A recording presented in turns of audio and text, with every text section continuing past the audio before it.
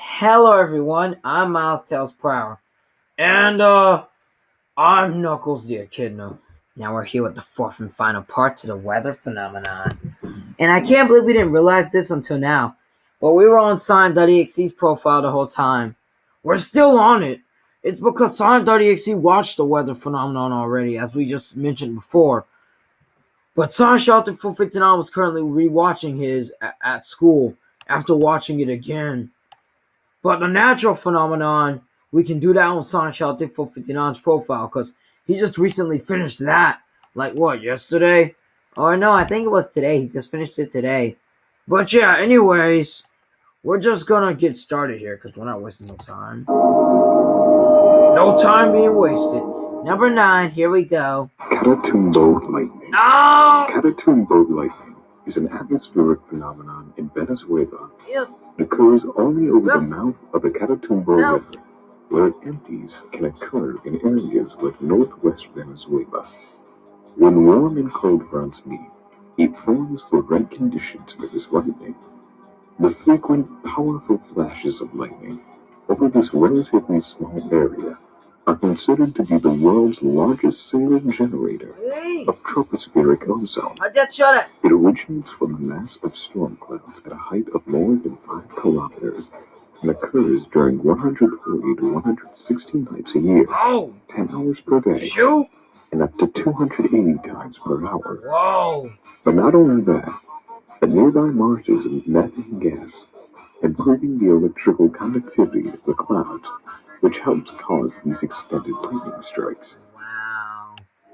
Just awesome wow. Awesome wow. Number 8.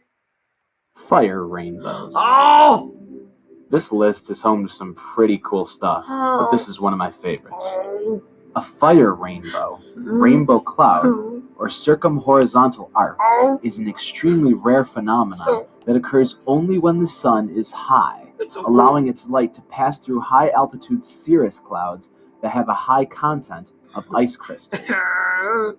Fire rainbows, unlike what their name implies, are neither fire nor rainbows, but are called this because of their brilliant and beautiful pastel colors and flame-like appearance. Oh my gosh! Brightly colored circumhorizontal arcs occur mostly during the summer and between particular latitudes. When the sun is very high in the sky, sunlight entering flat, hexagon-shaped ice crystals gets split into individual colors, like a prism. The conditions required to form a fire rainbow are very precise. Calm down, Knuckles. The sun has to be at an elevation of 58 degrees or greater. I'm really crying. There must be high-altitude cirrus clouds with plate-shaped ice crystals, and sunlight has to enter these said ice crystals at a very specific angle. This is why these are such a rare sight. The music is so cool. The rarity in the arc depends on where you are. The music is beautiful. At medium latitudes, like much of the U.S., it's not rare. Stop crying. It can be seen several times each summer. Yep. If you're lucky, of course. Okay. In contrast, further north, in much of Europe, the circumhorizon arc is a rarity and impossible to see north of Copenhagen. Right. Fire rainbows are not to be confused with iridescent clouds, which can produce a similar effect. For real? While circumhorizontal arcs occur only in cirrus clouds, iridescence often occurs in altocumulus, cirrocumulus, and lenticular clouds. Bro! And it's very, very rare to see them in cirrus clouds. It's very rare to see them in cirrus clouds. That's what he said if y'all didn't hear him. Bro! Shh. Hush, Knuckles. Red rain. Bro fist. Red rain is caused by dust or sand that is blown into the atmosphere and is carried by the wind to great distances, eventually mixed with rain clouds, and gives color to the rain itself. A number of theories spread about the cause of the colored rain, including its relation to aliens, before an official report concluded that the colors were caused by the algae spores sucked into the atmosphere by a waterspout. There are a number of algae species in the region, which could explain why the stories were so constant for the last 100 years. Red rain in Europe, and especially England, is usually colored by the dust that is carried across the continent coming from Saharan sandstorms. So what? Is it like contaminated rain or something? I would guess so. Okay, good to know. Number 6. 2 suns. Oh, 2 suns! If the sun is really close to the horizon and there are serious clouds in the sky, sometimes another sun or light source can appear, thus giving the impression of another sun appearing together in the sky. Oh. 2 suns are actually the color of bright points of light created by the sun that was deflected by the crystals in high clouds. 2 suns have been reported in many different parts of the world, sometimes being close together and other times far apart. As of today, scientists are still puzzled with the phenomenon. 1 sun and it's still not completely clear how it's formed. and 2 suns. Hey, we both counted together. Yeah, bro. Put it there. Haha. Number 5. We're getting near the end already of the weather section. We're near the end. Fire whirl. Ah! A fire whirl, also known as a fire tornado or fire devil, No. is a rare phenomenon in which fire forms a tornado-like vortex Calm of down. flames. Calm down, buddy. Fire whirls can be spawned by other natural events, such as earthquakes and thunderstorms, No fair. and can be incredibly dangerous. Oh. In some cases, spinning well out of the zone of the fire itself. Oh, man. Fire whirls are more closely related to dust devils and are distinct from the larger, more powerful tornadoes that develop from supercell thunderstorms. Fire whirls have been known to be nearly a mile high, Tails. have wind speeds of over 100 miles per hour, I'm not sleepy. and to last for 20 or more minutes. Although it's rare, this type of weather is extremely dangerous. I'm just getting a bit tired, maybe a little. But we're almost done, Tails. Don't go to sleep on me yet. Alright, number 4. Red sprites and blue jets. What? We've talked about some pretty weird and beautiful things thus far. Yeah. But this is where things start to take a turn for the bizarre. I thought strange. Red sprites and blue jets all refer to phenomena that occur in the upper atmosphere in the regions around thunderstorms. Okay. They appear as cones, glows, and discharges. They were only discovered in the last century because of their placement and extremely brief lifespan. Brief? Red sprites are massive but weak luminous flashes that appear directly above an active thunderstorm system and are coincident with cloud-to-ground or intra-cloud lightning strokes. They're normally colored reddish-orange, with hanging tendrils below and arcing branches above. They can also be preceded by a reddish halo. Sprites rarely appear singly, usually occurring in clusters of 2, 3, or more. Uppercut. Blue jets are a second high-altitude optical phenomenon.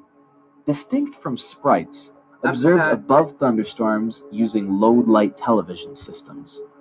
As their name implies, blue jets are optical ejections from the top of the electrically active core regions of thunderstorms. From what we Blue know, jets. red sprites and blue Red jets sprite. are an integral feature of every thunderstorm system of moderate size or larger in the terrestrial system, Blue jet and may stratosphere. be an essential element of the Earth's electrical circuit. Furthermore, it seems likely that they have been a part of thunderstorms dating back millions of years. It also seems possible that red sprites and blue jets occur with the lightning on other planets such as Jupiter and Venus. Blue jets in the stratosphere and red sprites in the mesosphere. Yeah, red sprites in the mesosphere. No, you messed up, dagnabbit. Sorry. Earthquake lights. Darn it.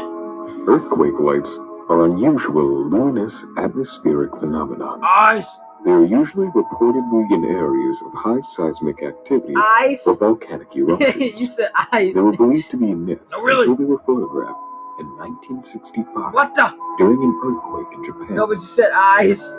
Since then, I'm serious. many mysterious lights have been witnessed and filmed before seismic occurrences. It was then that seismologists worldwide accepted their existence as earthquake lights. Ow. Over the past few years, various theories have been proposed for how earthquake lights form, including the disruption of the Earth's magnetic fields by tectonic stress, in which quartz-bearing rocks produce voltages when compressed in a certain way. Earthquake lights seem to be most common in Italy, Greece, France, Germany, and parts of South America, Yay. though they have been observed in Japan, North America, Oh. and elsewhere. They're here. The lights can occur weeks before major earthquakes or during the actual shaking. Weeks They before? have been recorded at distances of up to 100 miles from the epicenter. Weeks before or during the actual shaking? Oh my god. Oh my god. Oh my god. Oh my god. Yeah. Ball lightning. Ball! This is a very rare phenomenon that involves ball-shaped lightning that moves much slower than normal lightning. I can see. It has been reported to be as large as 8 feet in diameter Yeah. and can cause great damage. Bro! There are reports of ball lightning destroying whole buildings. Bro! There currently is no fully satisfactory or generally accepted scientific theory for ball lightning, Oh no. mainly because it is so rare, and when it does occur, it doesn't stay around long enough to be studied. What do you mean? It generally has a lifetime of less than 5 seconds. At one time, ball lightning was thought to be extremely rare, but this is because most eyewitnesses feared ridicule and wouldn't come forward. Electric shots. In reality, 5% of the population has seen ball lightning. Extremely last Today, longer. most researchers agree that it is real, Yep. yet its nature is still highly controversial, and no sensible theories yet exist to explain it. Ball lightning has been reported as glowing orbs in the sky, which is sometimes mistaken as UFOs. So extremely means to last longer. And ridicule means electric shock. So they're scared of ridicule, electric shocks. Because ball lightning was extremely mean last longer. Alright. Aurora borealis. Oh my gosh! The aurora borealis are a fascinating phenomenon caused yeah. by collisions between the sun's electrically charged particles and the molecules and atoms in the Earth's atmosphere. Oh. The spectacular light show takes place in the upper atmosphere at a height of approximately 100 kilometers. Oh my god. And can best be compared to candles flickering in the wind or fluttering curtains in shades of green and yellow. Oh my god. They are more typically seen closer to the poles and during the equinoxes of the year. Oh my god. The phenomenon is often seen around midnight and is experienced on a dark, clear night in the period from September to the beginning of April. Oh. Most famous of these are the Northern Lights. Cool! That's so cool! Oh, that's so awesome. This is 10 Music Team. Oh, and there was a house at the beginning. I'd rather live in that than that cabin with the light pillars. Yeah, I'd rather live in that house with the Aurora Borealis instead of the Northern Lights. I mean, yeah, I'd rather live with the Northern Lights in that house back there than I would have with that cabin with the light pillars. Yeah, I would agree with you, Knuckles. I'd rather live in the house with the Aurora Borealis than I would with the cabin and the light pillars. But anyways, guys, that was the fourth and final part. Now we might not start on the natural phenomenon right away. We'll probably do it tomorrow. Yeah, because we won't have time to do some other stuff. But don't worry, y'all. The natural phenomenon will come out tomorrow. We promise. We just need a little bit of a break. But anyways, we'll see you guys in the next video. Yep, we'll see you later. So, yeah, I gotta take me a nap. Yeah, I need me a bit of a nap too. But we'll see you in the natural phenomenon. Yeah, bye-bye, team.